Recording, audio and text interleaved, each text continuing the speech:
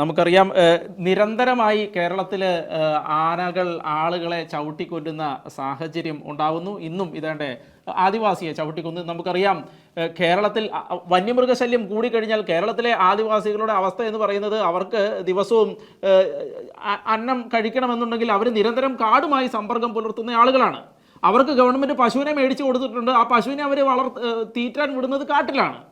അങ്ങനെ നിരന്തരമായി ഇവർ എല്ലാവരും സമ്പർക്കം പുലർത്തുന്നത് കാടിനോടാണ്. അതുമാത്രമല്ല, നമുക്ക് ഏകദേശം 30% കാടുണ്ട്. കേരളത്തിലെ മലയോര മേഖലകളിൽ ജീവിക്കുന്ന ഒട്ടുമിക്ക ജനങ്ങളും കാടുമായിട്ട് ബന്ധപ്പെട്ട് ജീവിക്കുന്ന ആളുകളാണ്. അപ്പോൾ അവരോട് ഫോറസ്റ്റിൽ കയറരുത് എന്ന് പറഞ്ഞാൽ അതൊന്നും നടക്കുന്ന കാര്യമല്ല. കാരണം ഇത്രത്തോളം ചെറിയ ഒരു സംസ്ഥാനത്ത്, ഇത്രത്തോളം ജനസാന്ദ്രതയുള്ള സംസ്ഥാനത്ത് അതൊന്നും സാധ്യമല്ല. അപ്പോൾ ആദിവാസികളുടെ സംസ്കാരം എന്ന് പറയുന്നത് തന്നെ കാടിനോട് ചേർന്നാണ്. അവർക്ക് കാടില്ലാതെ ജീവിക്കാൻ കഴിയാത്ത അവസ്ഥയാണ്.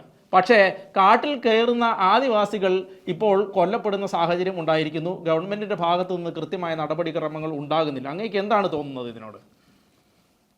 അല്ല, ഇതില് ആദിവാസികൾ മാത്രമല്ല കൊല്ലപ്പെടുന്നത്. വർഷങ്ങളായി വയനാട്ടിനെ സംബന്ധിച്ച് 45 വർഷം കൊണ്ട് 158 ആൾക്കാർ വയനാട്ടിൽ കൊല്ലപ്പെട്ടിട്ടുണ്ട്. അതിൽ ആദിവാസികളുണ്ട്, മലയാളക്കാരുണ്ട്, മറ്റു ഇതര വിഭാഗക്കാരുണ്ട്. ഇതിൽ കേരളത്തില് വിവിധ പ്രദേശങ്ങളിൽ ഇന്ന് വന്യമൃഗശല്യം അതിരൂക്ഷമായിക്കൊണ്ടിരിക്കുകയാണ് ചെയ്യുന്നത്. അതിനകത്ത് ആദിവാസികളോട് വനത്തിൽ കയറെന്ന് പറയാൻ പാടില്ല. കാരണം ആദിവാസികൾക്ക് വനാവകാശ നിയമത്തിൽ അവർക്ക് വനത്തിനകത്ത് വനവിഭവം ശേഖരിക്കാം, ഒരിക്കലും തടയാൻ പറ്റില്ല. കേന്ദ്ര ഗവൺമെന്റ് നിയമം അനുസരിച്ചുണ്ട്. പക്ഷെ ഇവിടെ ഇപ്പോൾ സ്ഥിതി എന്ന് പറയുന്നത് വനത്തിന്റെ ആവാസ വ്യവസ്ഥ നഷ്ടപ്പെട്ടു, വന്യമൃഗങ്ങളുടെ ആവാസം നഷ്ടപ്പെട്ടു, കാലാവസ്ഥ വ്യതിയാനം വന്നു. ഏതാണ്ട് കേരളത്തിലെ വനമേഖലയുടെ ഭൂരിപക്ഷം പ്രദേശങ്ങളും തേക്കും യൂക്കാലിയും ഏകവിള തോട്ടങ്ങളായി. 1957 ഗോളിയർ ഏണൻസിന്റെ ഫാക്ടറി ആരംഭിക്കുന്ന കാലത്ത് ആനകളുടെ ഏറ്റവും ഇഷ്ടഭക്ഷണമായിരുന്ന മുള മുറിച്ച് അവർക്ക് കൊടുത്തുകൊണ്ടാണ് ആദ്യ ഫാക്ടറി ആരംഭിച്ചത്. അതിനുശേഷം അവർക്ക് റോ മെറ്റീരിയൽസിന് ക്ഷാമം വന്ന സമയത്ത് സ്വാഭാവിക മുറിച്ചു മാറ്റി തേക്കും യൂക്കാലി വെച്ചുപിടിപ്പിച്ചു. യൂക്കാലിയൊക്കെ വെച്ചുപിടിപ്പിച്ച അവർക്ക് റോ മെറ്റീരിയൽസിനായിരുന്നു. അന്ന് തുടങ്ങി ഇന്ന് കാലം വരെയും വയനാടിന്റെ കേരളത്തിന്റെയും മലയോര മേഖല വനമേഖല പൂർണ്ണമായും ഏകവിള തോട്ടങ്ങൾ വന്നാണ് ഇതിന്റെ പ്രധാന കാരണം തന്നെ. അതിനെതിരെ ഞങ്ങൾ 1989 മുതൽ ശക്തമായ സമരം നടത്തിയിട്ടാണ് വയനാട്ടില് ഈ കഴിഞ്ഞ വർഷമാണ് ഈ തേക്ക് നടേണ്ടതില്ലെന്ന് തീരുമാനം വന്നു തന്നെ. ഇതിൽ ഞങ്ങൾക്കുള്ള നിർദ്ദേശം എന്ന് പറയുന്നത്, ഇതിന്റെ സ്റ്റേറ്റ് ഗവൺമെന്റ് മാത്രമല്ല കേന്ദ്ര ഗവൺമെന്റ് ഉത്തരവാദിത്വമുണ്ട്. ആ കേന്ദ്ര ഗവൺമെന്റ് കൂടി നടപടി സ്വീകരിക്കണമെന്നാണ് ഞങ്ങളെ സംബന്ധിച്ച് പറയാനുള്ളത്.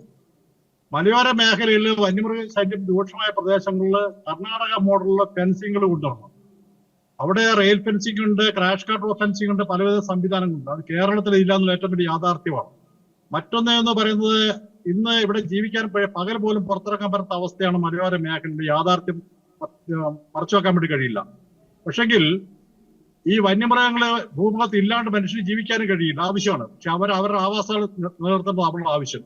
ഒന്ന് പ്രധാനമായും ചെയ്യേണ്ടത് വനത്തിനകത്ത് അവർക്ക് ആവാസവ്യവസ്ഥ പുനഃസ്ഥാപിച്ചു കൊടുക്കണം. അവർക്ക് വെള്ളവും തീറ്റയും വനത്തിനകത്ത് കിട്ടുന്ന നടപടി സ്വീകരിക്കണം. ഇതാണ്ട് 40 വർഷക്കാലമായി ഞങ്ങൾ ആവശ്യപ്പെട്ടുകൊണ്ടിരിക്കുന്ന കാര്യമാണ്. ഗവൺമെന്റ് ശ്രദ്ധ തിരിച്ചുവെങ്കിലും വേണ്ടത്ര പുരോഗതി ഇല്ല എന്നുള്ള ഏറ്റവും വലിയ യാഥാർത്ഥ്യമാണ്. അല്ല, ഞാൻ അങ്ങോട്ട് മറ്റൊരു കാര്യം ചോദിക്കുന്നത്, നമ്മുടെ ഈ അടുത്ത കാലത്ത് നടന്ന സർവേകൾ പലതും വ്യക്തമാക്കിയ ഒരു കാര്യം, ഒരു ആന ജീവിക്കാൻ നിശ്ചിത പ്രദേശം വേണം, ഒരു കടുവ ജീവിക്കാൻ അതിന് നിശ്ചിത പ്രദേശം വേണം. പക്ഷേ ആ നിശ്ചിത പ്രദേശത്തിനും അപ്പുറത്തേക്ക് അതിൻ്റെ എണ്ണം പെരുകിക്കഴിഞ്ഞാൽ കാടിൻ്റെ ഉള്ളിൽ എങ്ങനെ ആവാസ വ്യവസ്ഥ പുനഃസ്ഥാപിച്ച് കൊടുക്കും? അതൊരു യാഥാർത്ഥ്യമാണ്. കാരണം 10 പശുക്കളെ കെട്ടാവുന്ന ഒരു കൂടിനകത്ത് 15 എണ്ണമായി കഴിഞ്ഞാൽ കൂട് പൊളിക്കുമെന്നുള്ള യാഥാർത്ഥ്യമാണ്. അതിന് ചെയ്യേണ്ടത്, ഞങ്ങൾ ആവശ്യപ്പെട്ടിരിക്കുന്നത് കേരളം, തമിഴ്നാട്, കർണാടക 3 സംസ്ഥാനങ്ങൾ കൂടി യോജിച്ചു എന്നുള്ള സെൻസ് നടത്തപ്പെടണം. കേരളത്തിൽ വയനാട്ടിൽ സെൻസ് നടത്തുന്ന സമയത്ത് ആനകൾ ചിലപ്പോൾ കർണാടകത്തിലായിരിക്കാം, കർണാടക സെൻസ് നടത്തുമ്പോൾ തമിഴ്നാട്ടിലായിരിക്കാം. യോജിച്ച് സെൻസ് നടത്തി വന്യമൃഗങ്ങളുടെ എണ്ണം നിജപ്പെടുത്തുകയും ചെയ്യണം. കടുവയുടെ എണ്ണം വളരെയധികം കൂടി എന്നുള്ള ഏറ്റവും വലിയ യാഥാർത്ഥ്യമാണ്. ഈ കടുവകൾ പുറത്തിറങ്ങുന്നത് അവർക്ക് പരിക്കേൽക്കുമ്പോൾ പ്രായാധിക്യം ചെല്ലുമ്പോഴാണ്. അത്തരം കടുവകളെ യഥാസമയം മനസ്സിലാക്കി പിടിച്ച് മയക്കുപിടിച്ച് പിടിച്ച് കാട്ടിനകത്ത് തന്നെ ടെറിട്ടറി ഉണ്ടാക്കി സംരക്ഷിക്കാനുള്ള നടപടി സ്വീകരിക്കപ്പെടണം. അതുപോലെ തന്നെ പുറത്തിറങ്ങുന്ന എല്ലാ ആനകളും ശല്യക്കാരല്ല, ഇടം ശല്യക്കാരെ ആനകളെ മയക്കുപിടിച്ച് പിടിച്ച് ഫോറസ്റ്റിന്റെ ഭാഗമാക്കണം. അങ്ങനെ ഞങ്ങൾ ആവശ്യപ്പെട്ടതാണ് വടക്കനാട് കൊമ്പനും കലൂർ കൊമ്പനും എന്ന് പറയുന്ന 2 കൊമ്പനാനകൾ. അപ്പൊ അത്തരത്തിലുള്ള നടപടി സ്വീകരിക്കുന്നതിന് പകരമായി ഫോറസ്റ്റ് ഡിപ്പാർട്ട്മെന്റും ഗവൺമെന്റ് പാലാറ് ഭരിക്കുന്ന ഗവൺമെന്റുകളും നിസ്സംഗത പാലിക്കുന്ന യാഥാർത്ഥ്യം ഇതിനകത്തുണ്ട്.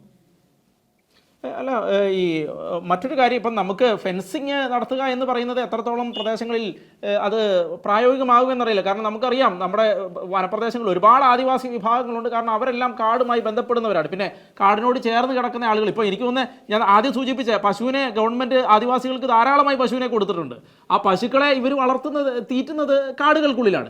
ഇനി വനപ്രദേശങ്ങൾക്ക് അടുത്തുള്ള ആളുകൾ പശുവിനെ വളർത്തുന്ന ഇഷ്ടംപോലെ ആളുകളുണ്ട്. അതുപോലെ തന്നെ വിറക് ശേഖരിക്കുന്ന ആളുകളുണ്ട്. പിന്നെ ആദിവാസികൾ തന്നെ തേനടക്കമുള്ള സാധനങ്ങൾ, ഇപ്പോൾ ഈ ചീനി കിഴങ്ങ് എന്ന് പറയുന്ന അത് ശേഖരിക്കാനാണ് ഇപ്പോൾ ഇദ്ദേഹം പോയി എന്ന് പറയുന്നത്. അവർ വ്യാപകമായി അത് പണ്ട് മുതലേ ശേഖരിക്കുന്നതാണ് ഈ ചീനിക്കിഴങ്ങ് എന്ന് പറയുന്ന സാധനം. അതുകൂടാതെ വനവിഭവങ്ങൾ ഒരുപാട് ഇപ്പോൾ എനിക്ക് തോന്നുന്ന ഔഷധ ചെടികൾ അടക്കമുള്ളത് ആദിവാസികളിലൂടെയാണ് പലപ്പോഴും ശേഖരിക്കപ്പെടുന്നത് വനങ്ങളിൽ നിന്ന്. അപ്പോൾ ഫെൻസിങ് അടക്കമുള്ളത് ശേഖരിച്ചത് ഇല്ല, എങ്ങനെയാണ്, എത്രത്തോളം പ്രായോഗികമാകും നമ്മുടെ ഈ ചെറിയ ഒരു ചുറ്റുവട്ടത്ത് എന്ന് വെച്ചാൽ ചെറിയ സംസ്ഥാനമായ സ്ഥിതിക്ക് എങ്ങനെയാകും എന്നുള്ളതിനെക്കുറിച്ച് നമുക്ക് പ്രായോഗിക ബുദ്ധിമുട്ടുകൾ ധാരാളമുണ്ട്. പക്ഷേ ഈ ഗവൺമെൻറ്റിൻ്റെ ഭാഗത്തു നിന്ന് ഉണ്ടാകേണ്ട ചില നടപടിക്രമങ്ങളുണ്ടല്ലോ. കാരണം ഞാൻ ഒരു കാര്യം സൂചിപ്പിക്കുകയാണെങ്കിൽ, ഇപ്പോൾ നിലമ്പൂർ പ്രദേശം എന്ന് പറയുന്ന ഒരു നിലമ്പൂർ കാട് മൈസൂർ ഫോറസ്റ്റും ഒക്കെ ആയിട്ട് ചേർന്ന് കിടക്കുന്നതാണ്. അവിടെ ഒരു കാലത്തും മാനുകൾ എന്ന് പറയുന്നത്, നമുക്കറിയാം ചെറിയ മാനുകൾ, വലിയ മാനുകളല്ല, ചെറിയ മാനുകൾ ആ കാട്ടിലുണ്ടായിരുന്നതല്ല. പക്ഷേ പിന്നീട് ഒരു സുപ്രഭാതത്തിൽ അത് അവിടെ ഉണ്ടാകുന്ന സാഹചര്യം ഉണ്ടാകുന്നു. അവിടേക്ക് പിന്നെ കടുവ വരുന്ന സാഹചര്യം ഉണ്ടാകുന്നു, പുലി വരുന്ന സാഹചര്യം ഉണ്ടാകുന്നു. ഇങ്ങനെ ആ പ്രദേശത്ത് നിന്ന് നിരന്തരം വാർത്തകളാണ് ഇപ്പോൾ അങ്ങനെയുള്ളത്. അപ്പോൾ ഒരു ആസൂത്രിത മനോഭാവം ഇതിൻ്റെ പിന്നിലുണ്ടോ എന്നുകൂടി നമ്മൾ പരിശോധിക്കേണ്ടതല്ലേ? അല്ല, ഇതിനകത്ത് മറ്റു യാഥാർത്ഥ്യം എന്ന് പറയുന്നത്, ആദിവാസികളെ കുറിച്ച് സൂചിപ്പിച്ചു എന്ന് പറയുന്നത് അവർക്ക് വനവിഭവങ്ങൾ ശേഖരിക്കാനുള്ള അവകാശമുണ്ട്, സ്വാതന്ത്ര്യമുണ്ട്. ആനകളുടെ സ്വഭാവത്തിന് മാറ്റമൊന്നുള്ള ഏറ്റവും വലിയ യാഥാർത്ഥ്യം മനസ്സിലാക്കേണ്ടത്. ഞങ്ങളുടെ പഠനത്തിൽ 40-45 വർഷത്തെ പഠനകാലത്ത് വന്യമൃഗങ്ങളുടെ സ്വഭാവത്തിൽ, പ്രത്യേകിച്ച് ആനകളുടെ സ്വഭാവത്തിൽ വളരെ മാറ്റം സംഭവിച്ചിട്ടുണ്ട്. പണ്ടൊക്കെ ഞങ്ങളുടെ വയലുകളിൽ ആന വരികയാണെങ്കിൽ വളരെ അപൂർവമായിരുന്നു. വരികയാണെങ്കിൽ തന്നെ പാട്ട കൊട്ടുകയോ ലൈറ്റ് അടിച്ച ഓടുമായിരുന്നു. ഇന്ന് ആനകളൊക്കെ മനുഷ്യനെ ഉപദ്രവിക്കാൻ വേണ്ടി പാഞ്ഞെടുക്കുന്ന സാഹചര്യം വരുന്നുണ്ട്. അത് പരിശോധിക്കപ്പെടേണ്ടതാണ്. അതിന്റെ പ്രധാന കാരണം എന്ന് പറയുന്നത് വാഹനങ്ങളുടെ കൂടി ജനപ്പെരുപ്പം, മറ്റൊന്ന് ഈ ടൂറിസവുമായി ബന്ധപ്പെട്ടുകൊണ്ട് രാത്രി കാര്യങ്ങൾ നടക്കുന്ന നൈറ്റ് സഫാരി വളരെ അപകടകരമാണ്. ഞങ്ങൾ എതിർത്തുകൊണ്ടിരിക്കുന്നതാണ്. അതൊക്കെ അവസാനിപ്പിക്കേണ്ടതാണ്. വന്യമൃഗങ്ങളുടെ സ്വഭാവത്തിൽ മാറ്റം വന്ന ചില പ്രധാന ഘടകങ്ങൾ അതൊക്കെ തന്നെയാണ്. കാലാവസ്ഥ വ്യതിയാനം. ആനയ്ക്ക് ചൂട് താങ്ങാൻ കഴിയില്ല. ആന വായിലൂടെ നഖത്തിലൂടെയാണ് വേർപ്പ് പോകുന്നത്. ഈ കാലാവസ്ഥയിൽ ആനയ്ക്ക് ജീവിക്കാൻ കഴിയാത്ത അവസ്ഥ തോന്നുന്നു. മനുഷ്യനായാലും വിശന്ന് കഴിഞ്ഞിട്ടുണ്ടെങ്കിൽ അല്ലെങ്കിൽ നമുക്ക് ക്ഷീണം വന്ന് നമ്മുടെ സ്വഭാവത്തിൽ മാറ്റം വരും. അത് പരിശോധിക്കപ്പെടേണ്ടത്. പിന്നെ മറ്റൊന്നുണ്ട്, 1972 വന്യമൃഗ സംരക്ഷണ നിയമം വരുന്നത്.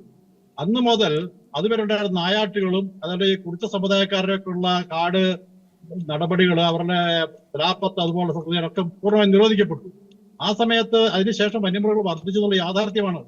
അതിൽ എളുപ്പമായി കണ്ടുകൂടാ. പക്ഷെങ്കിൽ വനവിസ്തൃതിക്ക് അപ്പുറമാണോ വന്യമൃഗങ്ങളുടെ എണ്ണം എന്ന് പരിശോധിക്കപ്പെടാൻ ശാസ്ത്രീയ സംവിധാനം ഇന്നുവരെ നടപ്പാക്കിയിട്ടുള്ളതിന്റെ ഒരു പോരായ്മയുണ്ട്. അത് പരിശോധിക്കപ്പെടണം. ഞങ്ങൾക്ക് ആവശ്യപ്പെടാനുള്ളത്, അങ്ങനെ എണ്ണം കൂടുതലാണെങ്കിൽ ഇന്ത്യ രാജ്യത്ത് ആനകളില്ലാത്ത സ്ഥലങ്ങളുടെ എന്തുകൊണ്ട് അങ്ങോട്ട് മാറ്റിപ്പാർപ്പിച്ചുകൂടാ? അവരെ കടുവകളില്ലാത്ത സ്ഥലങ്ങളിലേക്ക് മാറ്റിപ്പാർപ്പിച്ചുകൂടാ?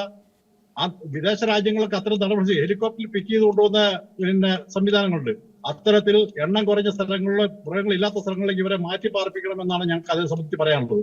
മറ്റൊന്ന് എന്ന് പറയുന്നത് നഷ്ടപരിഹാരം. പ്രധാനമായി ഞങ്ങൾക്ക് വളരെ ദയനീയമായിട്ട് ഇവിടെ ജീവിക്കുന്നത്.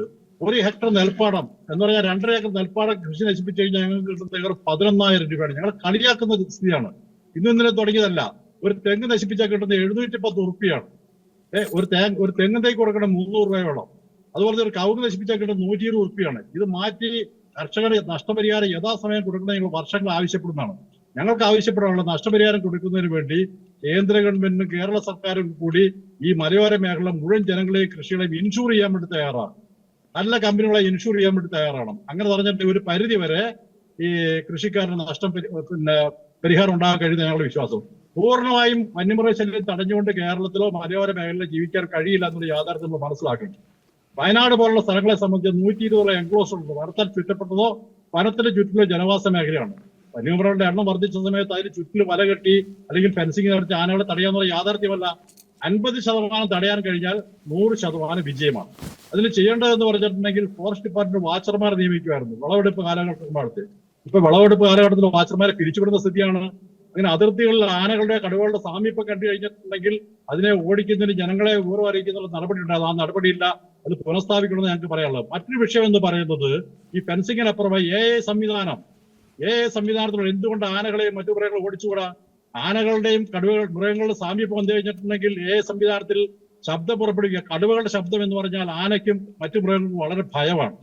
ആ ശബ്ദം പുറപ്പെടുവിക്കുന്ന സ്പീക്കറുകൾ വെക്കുക, അതുപോലെ തന്നെ സ്ഫോടനം നടത്തുന്ന വെടിയുടെ ശബ്ദം ഉണ്ടാക്കുകയും ചെയ്തിട്ടുണ്ടെങ്കിൽ ആ മൃഗങ്ങൾ പിന്തിരിഞ്ഞു പോയി, യാതൊരു തർക്കവുമില്ല.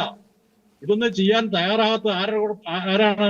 ഞങ്ങൾ ഈ നിർദ്ദേശങ്ങളൊക്കെ വെച്ചിരിക്കുന്നതാണ്. അങ്ങനെ അതിർത്തികളൊക്കെ തന്നെ AI സംവിധാനം കൊണ്ടുവന്നുകൊണ്ട് ചെലവ് കുറഞ്ഞ രൂപത്തിലേക്ക് അവര് ആനകളെയും മൃഗങ്ങളെയും കാട്ടിലേക്ക് തിരിച്ചോടിക്കുന്ന സംവിധാനം ഉണ്ടാവണമെന്നാണ് അതേക്കുറിച്ച് എനിക്ക് പറയാനുള്ളത്. അങ്ങ് പറഞ്ഞ കാര്യങ്ങൾ വളരെ യാഥാർത്ഥ്യമാണ്. എന്തുകൊണ്ടാണ് ഗവൺമെൻറ് ഇത്രയും ചെലവ് കുറഞ്ഞൊരു കാര്യം കൂടി പോലും ചെയ്യാനുള്ള മനസ്ഥിതി ഗവൺമെൻറ് എന്താണ് കാണിക്കാത്തത് എന്നുള്ളത്, എത്രയും ആളുകളാണ് കൊല്ലപ്പെടുത്തുന്നത്, അതുപോലും ചെയ്യാനുള്ള മനസ്ഥിതി ഗവൺമെൻറ് കാണിക്കുന്നില്ല എന്നുള്ളതാണ് ഏറ്റവും പ്രധാനപ്പെട്ട വസ്തുത എന്ന് പറയുന്നത്. വളരെ ഖേദകരമാണ് അത്. എന്താണെങ്കിലും ഞങ്ങളോട് ഈ വിഷയത്തിൽ പ്രതികരിച്ചതിന് ഒരുപാട് നന്ദി. Thank you.